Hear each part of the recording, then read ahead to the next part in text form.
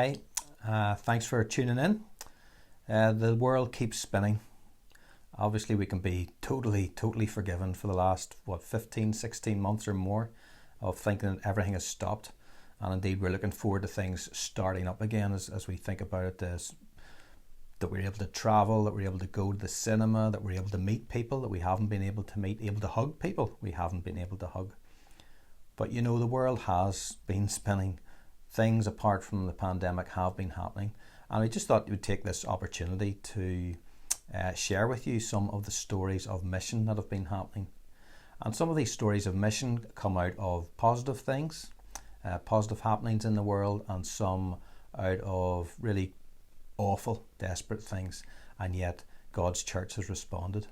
Now, sometimes I'm asked, and I must say rarely, but sometimes I'm asked, why isn't our church doing this or that in response to something they've maybe seen on the news or whatever, some terrible situation. I sometimes think we have an inaccurate, an inflated opinion of our church. Our church is a very small church, the Methodist Church in Ireland. Officially, we have only about 14,000 members, and if you take it to the broader church community, as it's called, we have about 45,000. And then you compare that to a church perhaps in Ghana, which is approaching 1 million adults, and Nigeria, 1.5 million members. The Irish church is tiny, and yet I still think we punch beyond our weight when it comes to having an impact in the world. And we do this through two departments. We have our World Mission Partnership department, which really is about our relationships with other churches around the world and seeing church growth through evangelism, discipleship, church planting, that sort of stuff. And then we have a second department called World Development and Relief, and that is how we Irish Methodists respond specifically to poverty and injustice.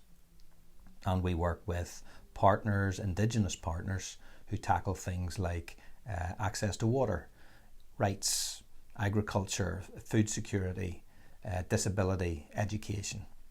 So these two departments complement each other in our Irish Methodist mission to the world. So we're going to hear from Methodist Church Upper Myanmar, Burma, the terrible situation there of the military coup and the impact it's having on the people and the church there. We're going to hear from Fiona Kendall, a British and Irish Methodist mission partner in Italy who works amongst the refugee community there through Mediterranean Hope. And we're going to hear from a new Methodist mission partner from Ireland, who hopes to be placed in January 2022 and will be doing her training in the months running up to that. So I look forward, and I hope you look forward to meeting who that is. Now, all those stories are through our work with World Mission Partnership. So maybe to balance it up a little bit, finally, we're going to look at how some of our World Development and Relief partners have been affected by COVID. So first of all, we're going to listen to a message from the President of Methodist Church Upper Myanmar, the Reverend Kok Tang. And I met the Reverend first time he gave me a lift on his motorbike when I was visiting Myanmar as we were setting up the relationship between our two churches. And then he came across as a very able man, and he now leads the church through a very difficult time. I am Reverend Kok, the President of the Methodist Church Upper Myanmar. Dear brothers and sisters in Christ, firstly, I thank God for giving me this privilege to speak to this video conferencing. Secondly, my greeting is to all of you in this video conferencing and all the members of MCI. Thirdly, I would like to briefing about the current situation of the church in Myanmar, MCUM. Due to COVID-19 and political crisis, almost all of the churches of MCUM are still closed and struggling for the ministry. During the protest, one of our ministers was temporarily detained and tortured, and two of our church members were shot dead, and one district campus was raided and searched. We could not have even our annual conference meeting of 2020. It seems the MCUM will have to continue to be struggling under political crisis. We could not receive yet the annual grant from World Mission Fund for 2020 due to new financial restrictions of the military coup. I am trying to get that grant as early as possible. If not, there may be financial shortage in my office. Finally, I would like to say thank you to MCI and all the members for showing us your solidarity with us by your prayer support and financial support. We could not do nothing for you in return, but we always pray for all of you and your global ministry. Thank you very much. Again, may God bless you all. Amen. So we thank the Reverend Koch for sharing what's been happening to his people, to the members of the church, to the country in Myanmar. Please hold them in your prayers. The Reverend Koch has told me on many occasions that he so values, and his people so value, the solidarity and the prayers coming from Methodist Church in Ireland. Now, we often talk about our Irish Methodist mission partners, but the Irish ones are just part of the full programme of the British and Irish Mission Partner Programme. So this is Fiona Kendall. Fiona Kendall is a mission partner in Italy, and she's working amongst the refugee and displaced peoples who literally turn up on the shores of southern Europe, many having crossed the Mediterranean. Back in 2013, it seemed that more and more people were making desperate attempts to reach Europe in order to have a crack at claiming asylum. And I suspect we can all remember how our TV screens were filled with images of people crammed into overcrowded dinghies and reports of those who were drowning en route. For the Federation of Protestant Churches in Italy, which we call FJ, the night of 3rd October 2013 was a tipping point. That was a night when, tragically, 368 people, mainly Eritrean, died. They drowned off the coast of Lampedusa, a tiny Italian island just 100 or so miles from the coast of Tunisia. And it was in the wake of that tragedy that FJ resolved to divert energy and resources to this project, to which I'm seconded, called Mediterranean Hope. In the 8 years since the project began, it has developed into something quite remarkable and wide-ranging, and I won't have time today to talk about all the different things that Mediterranean Hope does, but I will briefly highlight 3 areas of work.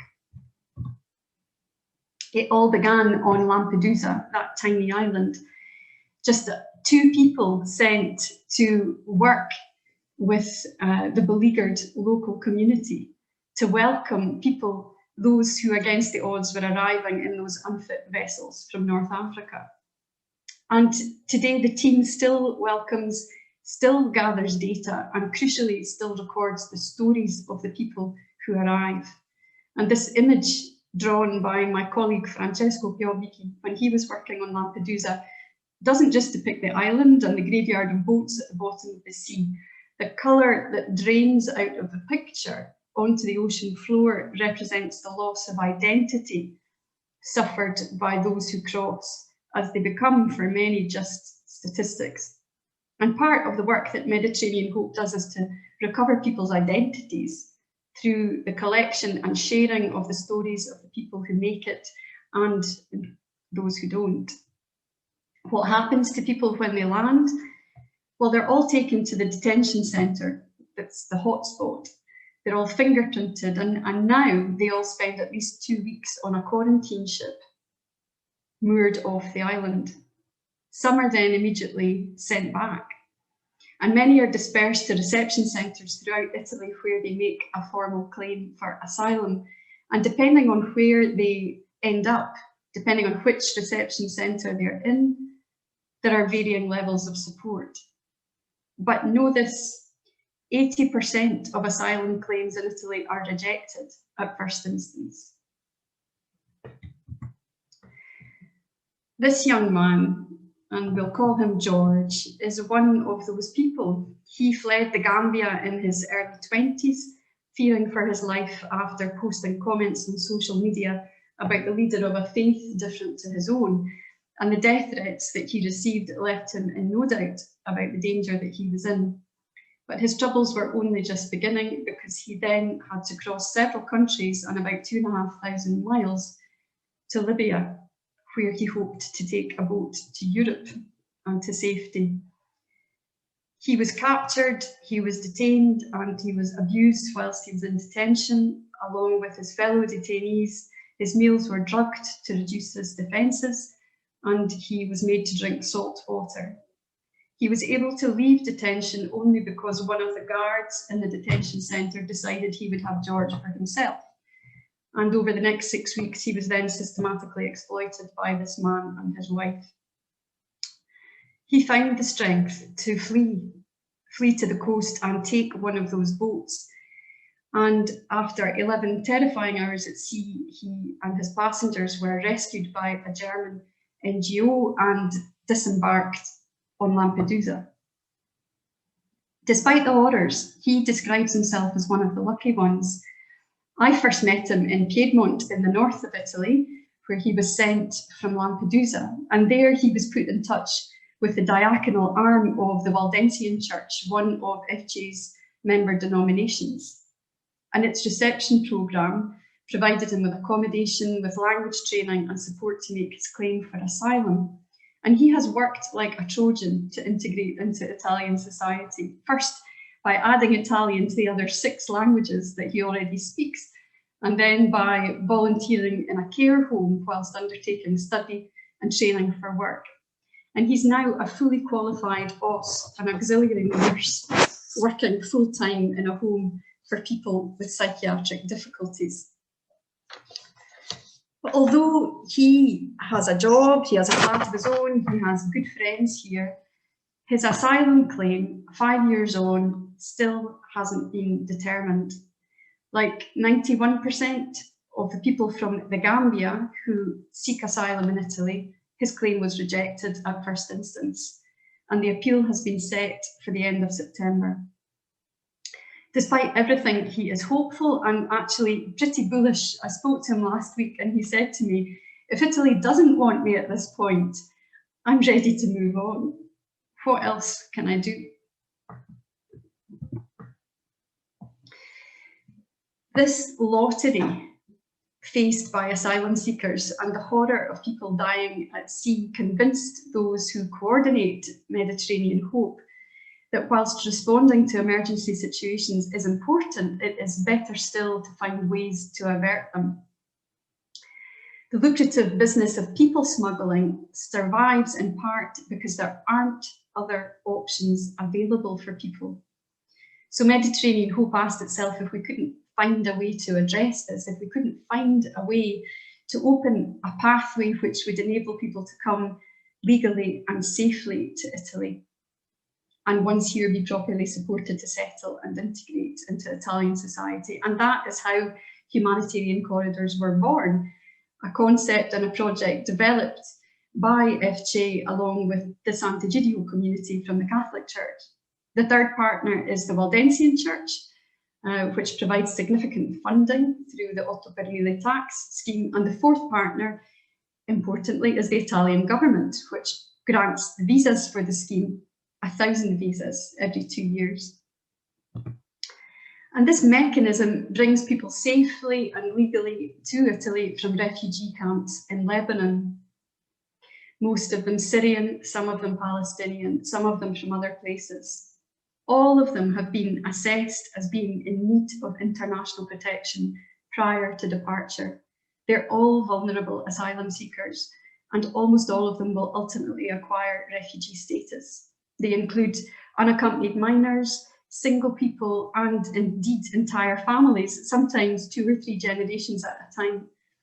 And they come on Alitalia flights with their own luggage, with humanitarian visas, with clearance to travel.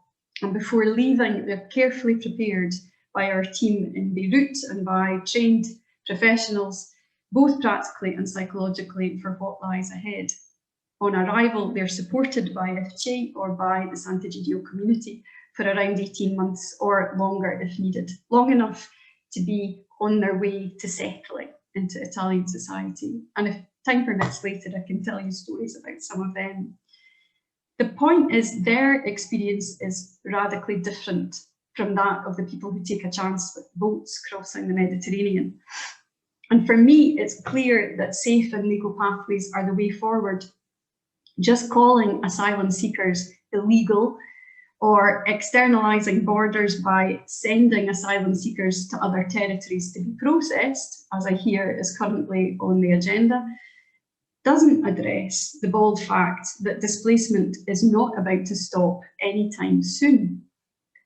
How are we as a global community going to enable people who are displaced for whatever reason to find a home and improve their lot?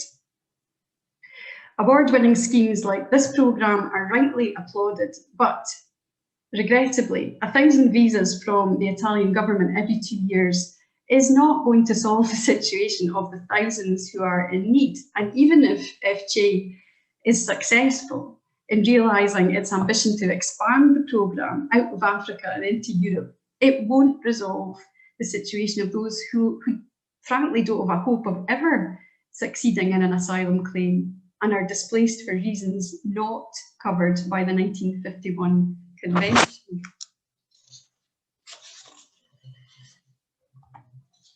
This is the situation of the hundreds of casual labourers who, in Italian context, can be found in Calabria, harvesting tomatoes, citrus fruits and olives for a pittance, often managed by gangmasters, often living in horrendous conditions without access to electricity or to running water.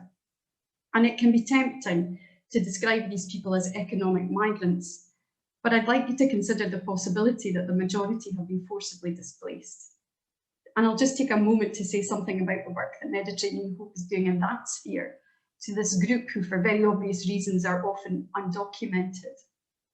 Again, it began with a team of just 2 people in a van providing information to those who needed it.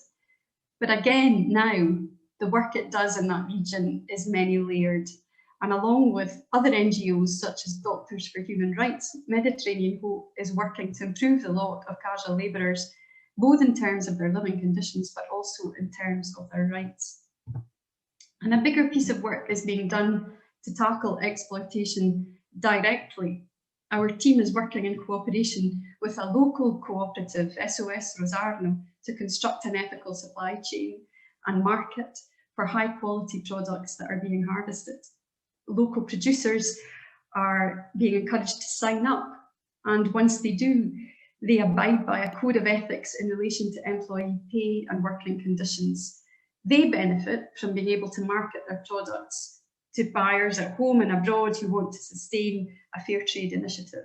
The workers benefit directly from improved pay and conditions. Mediterranean Hope benefits from a tiny cut of the profit, which we plough back into social projects for those workers. Everyone wins. The ethical oranges are being snapped up, not just by Italian churches, but also by German churches and other buyers across the globe.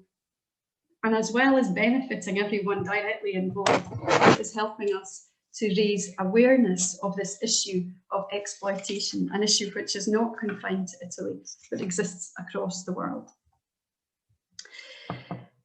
As I said before, Mediterranean Hope is a remarkable and wide-ranging project seeking to address the challenges of migration from numerous angles, and I know that you might feel as an individual that there isn't much that you can do to shift the balance, but I'd like to suggest that this year's COP26 does present us all with an unusual opportunity, because the world's attention is going to be focused on the effects of climate change, not just on the planet itself, but also on how it affects individuals and communities. And so I guess I'm urging you all to start a national conversation about the people that we might refer to as climate refugees, about the lack of international protection for those people, and indeed for the others who don't fit that narrow definition of refugee. Think about lobbying the UK government to consider supporting these people, and while they're at it, everyone else who's forcibly displaced. So thank you to Fiona. work in a very complex area, refugees, displaced peoples. It's not just the receiving of those who come, but it's trying to open up new legal ways that people can move. It may appear that we don't have many mission partners at the moment, but actually we're not too badly off, because our mission partners are sent alongside those from the British Methodist Church, and indeed they are trained through the British Methodist Church programme. So actually there are about 20 to 30 mission partners around the world that we can claim support for. But it's great that we do have a new Irish Methodist mission partner just about to start training. Let's meet her. Melissa Newell. Hi Melissa, thanks for joining us. Hi Tim, good to be here. Thanks a lot. It's really important for Irish Methodists just to get an idea of who you are, so we appreciate you giving your time, and hope you don't mind me asking a few questions. Might sound very basic, some of them. No, go ahead. But maybe you can just start off by telling us a little bit about yourself, just your childhood, your growing up, where that was, your interest, your faith experiences. Well, I grew up in the lovely village of Bridgehill in County Armagh, and I currently live in Dungannon, but I didn't go straight from Bridgehill to Dungannon. I've lived in a few other places along the way. I lived in Auchnacloy, Fintona, 5 Mile Town, and then university. I was moving about a bit as well. And whenever I'm not out running, you'll generally find me in a coffee shop, which is one of my favorite things to do these days, whenever they're open, and meeting up with friends. Whenever I was very little, I was about 5 years old, I didn't understand a huge amount, but I understood enough of the gospel and what it meant to be a Christian and who Jesus was, to decide that that's what I wanted to do and who I wanted to follow. And over the past few decades of my life, as I've been growing up as a teenager, through lots of different youth events, through church, through things like Girls Brigade and Autumn Soul, I was always learning more and more about God, about who he was, about our relationship with him, and growing in my faith. That moving about, Melissa, and that's a lot of houses you were in. Can you explain why that was the case? Well, yes. So I grew up in the manse. So my dad is a Methodist minister, so there was a lot of moving about going on. And then you went to Queen's and you studied Spanish and French. Right, so yeah. Obviously language is a strength. So the last few years, having graduated, what have you been doing? So after I got my degree in French and Spanish, I went on to do a PGCE for teaching. And then I have been working the last few years in a couple of different schools. Started off doing a maternity leave in a boys' school, and then the last few years I've been working in a different school in Downpatrick. So I've been working, it's been very busy. It's been a few years of teaching like no one has ever seen before, but it's been really great with the pupils and with my colleagues. And I've also been busy in the church. I'm a local preacher in the church, and helping out in various other places, in music and different parts of church life. Now you've told me before you've always had this sense of calling, and there's nearly been a progression and an understanding of that. Could you tell us a little bit about your journey in this call that you feel you've had? Ever since I was a little girl, I've always been interested in hearing about what God is doing across the world, and hearing about how people have left their homes and gone to other countries, and I was always fascinated by it. And it was something that I learned a lot about as I was growing up. And whenever I was 18, I got to go with what was then GYCW, and is now IMYC, on a short-term mission team to Guatemala, which was a fantastic experience. But also one of the places that I really felt God calling me to this in the future. I wasn't quite sure when. I was only 18 at the time, and so over the past quite a few years, I have been listening, I have been learning, I have been building up my skills and getting experience, and waiting for God's call So a few years ago, I spent some time in Paraguay in South America, which was very valuable for me to learn about what it meant to be working in a different culture and away from your home. And then more recently, I felt God say that this was the time I should start to think about it now. So Melissa, this adventure is going to start fairly soon. So can you give us a bit of an insight what's coming up for you, training, and then eventually where you're going? In September, I am going to study in Cliff College in England, and I'll be there for about 3 months, studying for the semester. And then the plan is that hopefully in January 2022, I will be packing my suitcases and heading abroad. So all being well, January or early 2022. That's great. I'm sure you must be nervous to some extent, but you know that Irish Methodists hold their mission partners very closely, very dearly, and do a lot of prayer for them. So are there any things you would like us to be praying for now and perhaps as the months progress? I'm sure as we go through the next few months, I will have a lot more prayer requests. But just for the minute, there's a lot of transition going on in my life. I've just finished my job. I've just finished that part of my life. I'm now looking to go into studying in England and then thinking further ahead about moving abroad. So there's a lot of transition. If you could just pray for me as I go through this period of my life. Also in guidance for arranging where I'm going to be working. We've had some discussions so far, and we're looking at the Americas due to the fact that I speak Spanish, but that is still to be confirmed, and there's still a lot of prayer needed for that. And just for my friends and family and myself at the minute, it's a big step for me to take, and a big step as well for those who know me and who I've been working with, who I see regularly. Thanks, Melissa. Yeah, it's going to be a lot of big changes, but as I say, there'll be a lot of prayer behind you. So listen, thanks very much for sharing with us. We wish you God's blessing. And as you say, you're going to be telling us over the months what's happening. So you'll keep us in the loop. So thanks very much. So God bless. All right, thanks, Tim. Bye. Bye.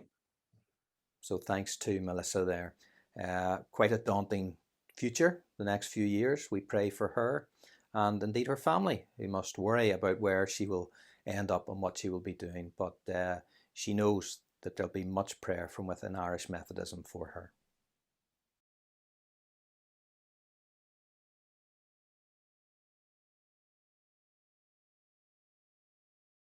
Now, we have been very fortunate this past year in that Irish Methodists have given generously, indeed given more than usual to world development and relief. And so our partners have been able to receive extra grants, which will help them make up some of the losses they've made during COVID, because they've used financial reserves for the new needs within communities because of COVID, as well as trying to keep going their normal work. So we really thank you if you're one of those who has given above and beyond, understanding the need of others. So let's hear a couple of thank yous from a couple of our partners.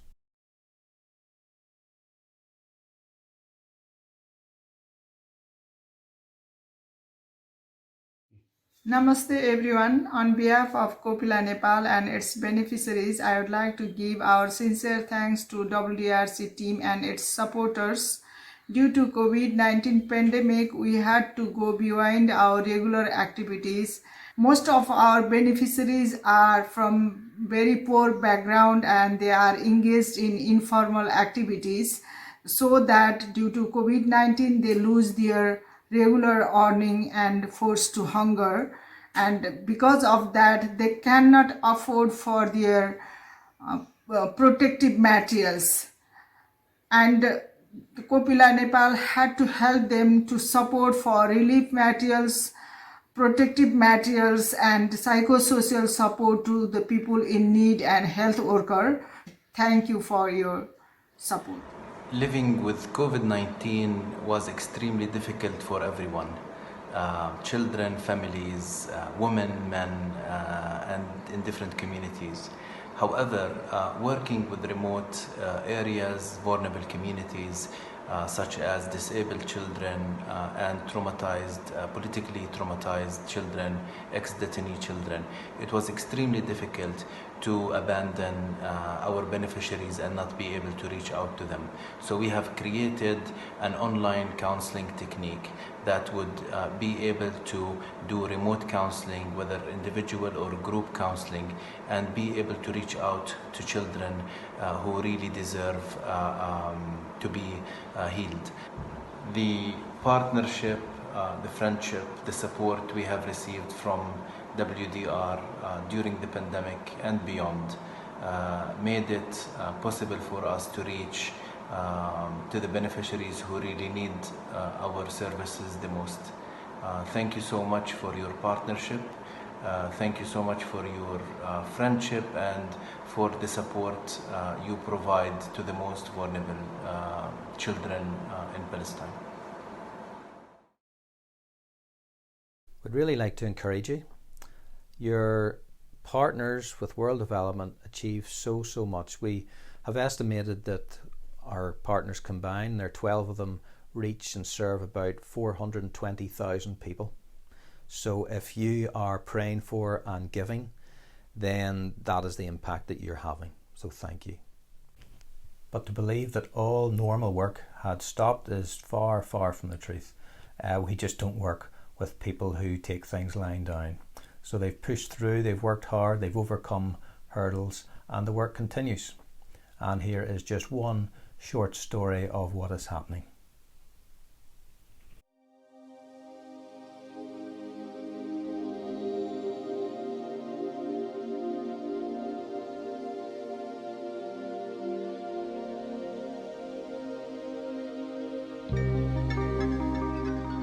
More than 264 million children do not have access to schools or cannot attend due to circumstances.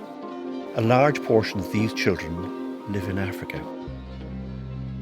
Open Schools Worldwide programme is offered free of charge to children who have become educationally marginalised through poverty, the need to work for survival, the time constraints of caring for family, or through other circumstances beyond their control, which have made their attendance at traditional school either impossible or very infrequent.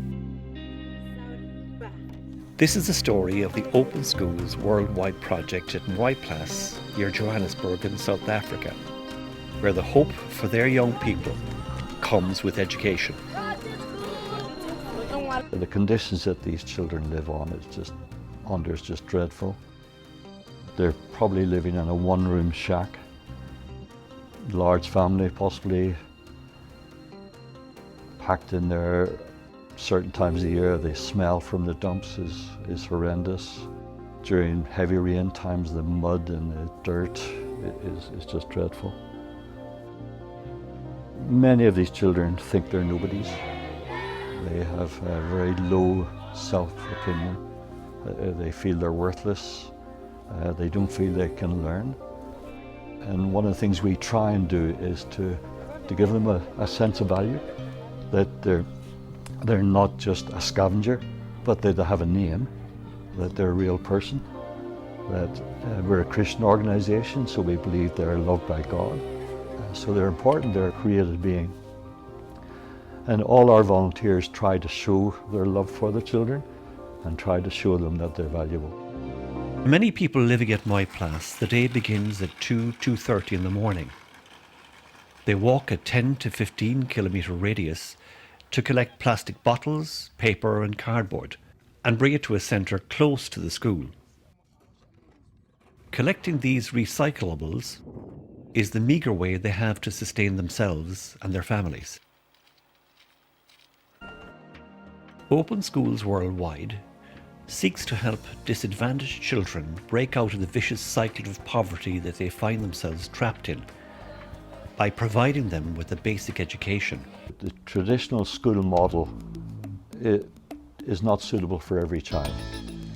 The child who has to scavenge on a rubbish dump to survive can't go to school. The child who has no money and can't afford a school, the parents can't afford a school uniform, The traditional model doesn't work for them. So the idea developed that we train local community volunteers, people from their own community, who could sit under a tree, sit in a church hall or in a shack and provide education to the children where they are. Open Schools programme encourages volunteers in the community to be their children's teachers. They provide a detailed curriculum with step-by-step instructions that have been tailored to meet the needs of children living in unstable, unresourced communities of extreme poverty. Giving adult community members responsibility for teaching their children gives them purpose and dignity in an environment where both are scarce. The school is a symbol of hope, because if you are educated, you'll know more. You see what is wrong, what is right. Because if you are not educated, everything's wrong, everything's right. You don't know which is which. But if you are educated, everything is fine. You can see the difference. Yeah, you can become a good leader. You can lead the community to a better place. Maybe my daughter can be the best leader, I don't know. By providing children with these tools through education, they are enabled to make better life choices and helps them break out of their prison of poverty. They have a better chance of financing their lives that takes them away from the gangs, drugs, and exploitation they are subjected to on a daily basis. Open Schools gives children hope, but here is Open Schools, and we provide education for children who have perhaps between the ages of 7 and 18 who have never been to school. So there is much to ponder upon, much to reflect upon. I'd ask you to pray for the church in Myanmar. I'd ask you to pray for Fiona Kendall in her work amongst refugees and displaced peoples. Pray for Melissa as she sets out on her mission partner journey. For our world development and relief work, what we want to do over the next 2 years is really grow our standing order commitment to try and hit our 1% commitment. Our church directs us to give 1% of income post-tax to world development and relief to tackle poverty and injustice. That is at the heart of Methodism, social action. And if you're on an average wage, that only means £20 per month or €25 per month. And some of us can give a bit more and some of us it will be a bit less. But imagine if we had all our members doing that. My goodness, what we could do would be phenomenal. So I want you to consider as your action for world development relief to set up a standing order and get as close to 1% as you can, or even go beyond.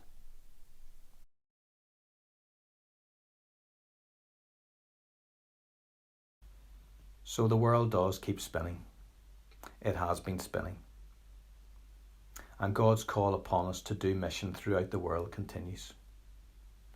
Whether that be mission of evangelism, whether that be the mission to the homeless, to the stranger in our lands, whether it be mission in making sure people have clean water or education, there are plenty of opportunities. And we thank God that our Methodist Church in Ireland, yes, it is small, but we do punch above our weight. And we thank you, God, for inspiring us to do that.